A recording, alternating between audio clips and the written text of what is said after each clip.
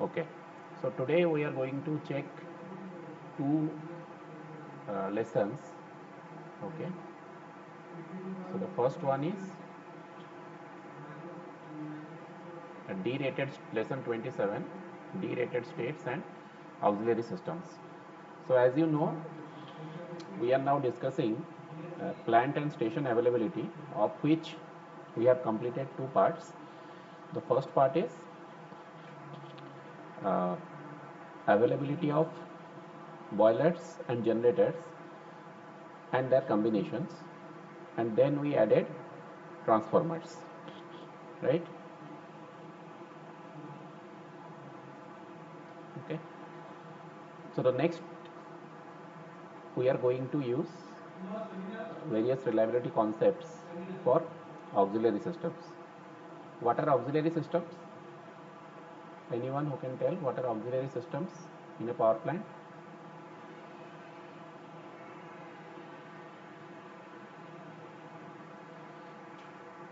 The auxiliary systems can be forced draught fans, okay, forced draught fans, induced draught fans, coolant pumps. So these are known as the auxiliary systems which help the power plant function. Okay. So large modern generating plants are complex systems and contain large quantity of auxiliary equipment. Okay. What are the main equipment for a power plant? The main equipment for a power plant are the generator and the turbine, those which generate the electrical power. However, so that these equipments generate the real electric power, several other equipments are needed for them to function faithfully, especially in the thermal power plants or steam power plants. Okay. Failure of any one or possibly more than one item of this equipment does not necessarily mean that the complete unit shutdown may be shut down. So a simple auxiliary shutdown does not necessarily mean the complete unit will be shut down. Instead, it can frequently be operated at a reduced output level. So if a auxiliary shuts down, so a reduced output level can be obtained from the power plants, and this reduced output level is known as the derated state. Okay. And as I said, we are discussing a typical thermal power station. Okay. So the typical auxiliaries are, what are the auxiliaries? Forced draught FD and ID fans. Okay. Circulating water pumps, the coolant pumps, boiler feed pumps for the water for the steam, condensate pumps after the turbine condensation, ash removal pumps, lubricating oil pumps, pulverizer drives, soot blower, air compressor. See that these are all such auxiliaries which are used in a thermal power plant. Okay. Most of these pumps and drives are electrically operated, and a power station contains an electrical auxiliary systems. Okay, there is a complete power supply requirement for these auxiliaries, which is provided in the power plants. So this resembles a elaborate distribution system. So inside the power plant itself, there is an elaborate distribution system. Okay, but we are not going to use the concept of distribution system reliability here, because SciFi, SciD and all those concepts are not at all relevant. Okay. Failure of this electrical system leads to failure of various pumps and drives, computer controls, instrumentation and safety devices, etc. Okay. Then modeling derated states. Okay. So what we discussed till now in the first two slides, we discussed that a power plant contains so many auxiliaries. If any of the auxiliaries is shut down, then the power plant is not completely shut down, rather it is operated in a derated state, okay, where it is not producing the full power. Okay. So now the question comes, how to model these derated states. Okay. In our, when we decided to find the reliability of generation systems, so we have decided the force outage rate. Suppose the force outage rate is 0.02, then we consider only two scenarios: when there is, the generator is up, or down. Okay. However, in this case, we have to consider the derated state also. Okay. So consider a 300 megawatt thermal unit. Okay. For which the following components cause significant outages. Okay. So the main components are one boiler and one turbine. In this plant, we consider only one boiler and one turbine. That means one generator. So this 300 megawatt generator will be completely shut down if the boiler or turbine is shut down. So that is no question about that. However, it has 5 pulverizers. What is the function of a pulverizer? Anyone? What is the function of pulverizers in a power plant?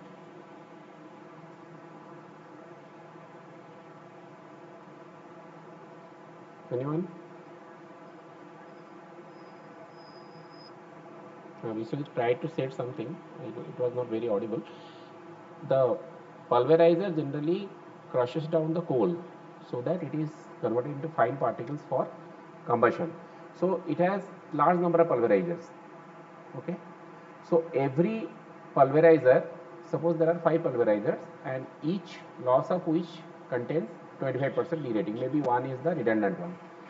2 FD fans, so each loss contains 50% derating. 2 induced dot fans, 33% derating each one. 3 coolant water pumps, each one results in 33% derating. So 3 feed water pumps, again each one results in 33% derating of the power plant. We assume that. If it is assumed that during the lead time of the operational phase, lead time means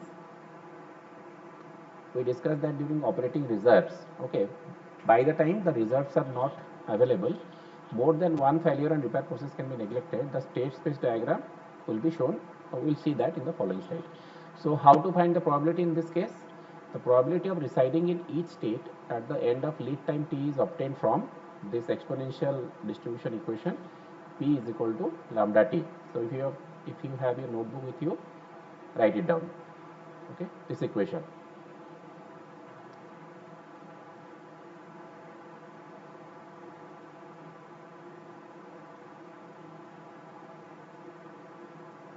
Okay. Next we'll see the state transition diagram. So this is the typical state transition diagram for the operational studies. So after the end of the class, it will be better if you draw this. See, the first one at the core is the full capacity one. So this is 300 megawatt. Okay. Now suppose one pulverizer is down. So we discussed that every pulverizer means one pulverizer down means 25% derating. So we discussed that it is 25% derating. So what is 25% of 300? 75. So 75 megawatt is out. So 225 megawatt is available. So when one pulverizer is down. Okay. Now suppose one cooling water pump is down. So it is 33% derating. That means 100 megawatt. So available capacity is 200 megawatt. One feed water pump is down. Again 33% derating as per here. So if you see here, cooling water and feed water pumps both are 33% derating. So in this case, the capacity is again 200 megawatt. Okay. One ID fan is down. So 150 megawatt because it is ID fan. Oh, it's 2 induced dot fans are there. Okay.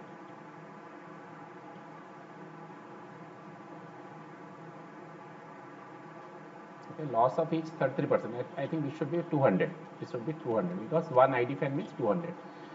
100 megawatt out, 33% derating. But FD fan means 50% derating. So only 150 megawatt will be available. Okay, so this will be 200.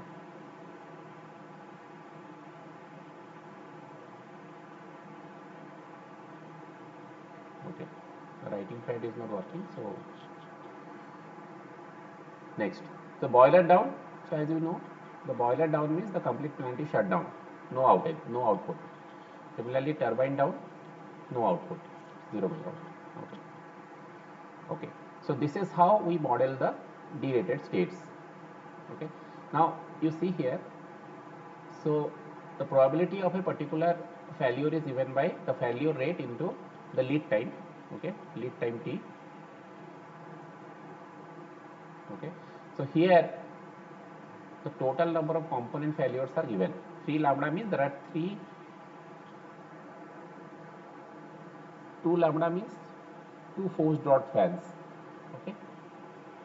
So it's just saying total number of fans, and 3 lambda FW means 3 feed water pumps are available, like that. Okay. Now we'll continue modeling the derated states.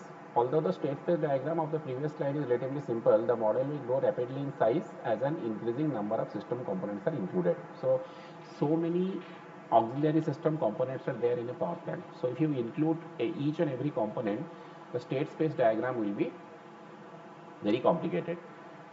So this diagram can be considerably reduced. Okay, we can reduce this diagram, since from an operational risk point of view, it is not necessary to identify the cause of each state, only the effect. Okay, so we are interested in only the effect, not the cause. So we can combine the causes. Consequently, state of identical or near identical capacity can be combined, resulting in the model which will be shown in the following slide. It is not realistic to neglect higher order failure events and the repair process in the planning phase. Okay, we don't neglect them. On the other hand, the state space diagram can be totally impractical if all the states and transition between the states are included. It will be too complicated. It should be noted that the most important factor in system planning studies is to identify the effect of the system and not the cause. So we are concerned in reliability studies on the effects of the system, okay, and not how it has happened. Okay, that's the technical aspect. Okay, so as I said, we can go for a reduced space diagram. Okay, so this is a typical reduced space diagram where state 1 is having full capacity of 300 megawatt, as you can see here. Okay, so here FD or ID fans all are 50% derated state. So that means in the first slide where I have written ID fan outage means 33% derating, that means it is 50% derating. Okay, whereas coolant pump and feed water pump, it is 33% derating.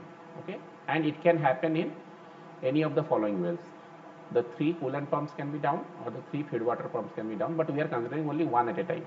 Okay, and boiler and turbine, boiler or turbine, then the capacity will be 0 megawatt. Okay.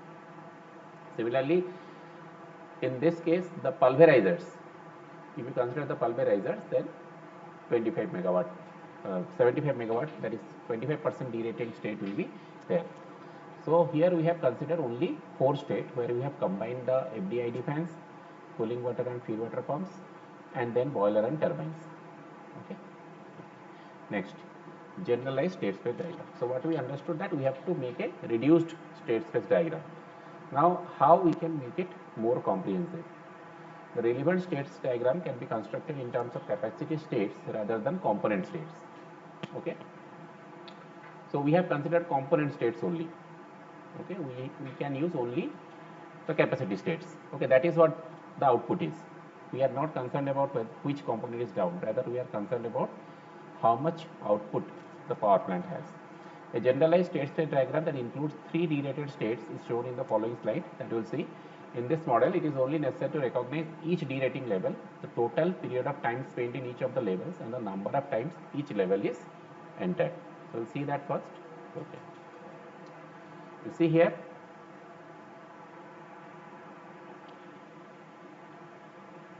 okay, so if you see here, there are several states which are marked. Yes, anyone? Okay. There are several states which are marked. One is derated 1, derated 2, derated 3, and the down state, complete down state. Now these failure probabilities or the failure rate show how you can transit between these various derated states.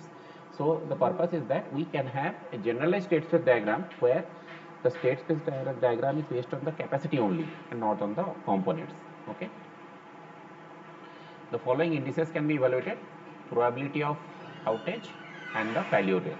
Okay, where Pi is the probability of residing in state I or the outage stage, Ti is the total time spent in state I, T is the period of interest, total maybe 1 year or 6 months or 1 month, Lambda ij is the transition rate from state I to state j. Nij is the number of transitions that occur from state I to j. Okay.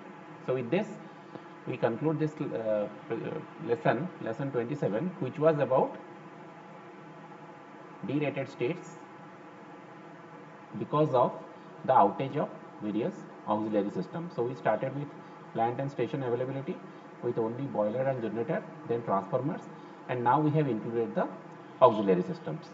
Okay. So lesson 27 is complete now.